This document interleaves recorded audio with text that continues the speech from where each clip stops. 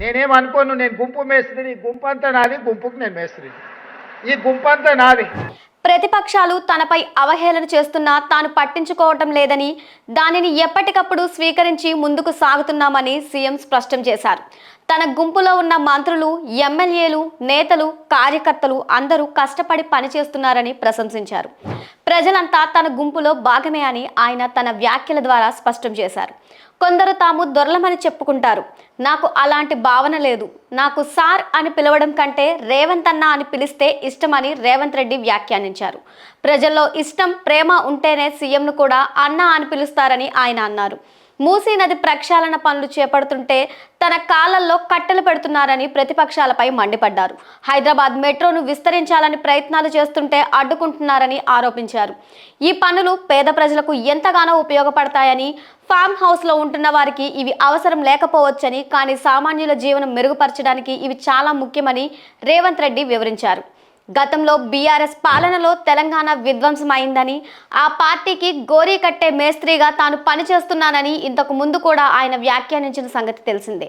ఇప్పుడు మరొకసారి గుంపు మేస్త్రి అని తనను తాను ప్రకటించడం ద్వారా ప్రతిపక్షాల విమర్శలను తనకు అనుకూలంగా మార్చుకున్నట్లు కనిపిస్తోంది.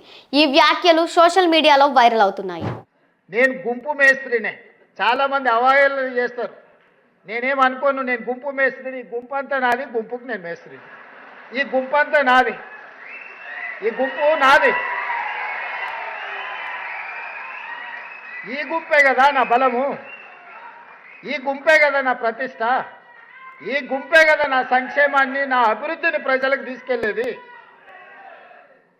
పేద ప్రజలకు, మా ప్రభుత్వానికి వారధులు, బ్రిడ్జ్ ఈ గుంపే కదా. అందుకే నేను గుంపు మేస్త్రిని అని చెప్పిన. కొంతమంది గొప్పలు చెప్పుకుంటారు, మేము దొరలమని, మా గడీలు ఉన్నాయని. అట్లాంటి పోకడలు నా దగ్గర ఏం లేవు. ఆ రోజైనా ఈ రోజైనా, ఆనాడు జిల్లా పరిషత్ మెంబర్గా ఉన్నా, లేదా ఎమ్మెల్సీగా ఉన్నా, ఎమ్మెల్యేగా ఉన్నా, ఎంపీగా ఉన్నా, కాంగ్రెస్ పార్టీ అధ్యక్షుడిగా ఉన్నప్పుడు మీరు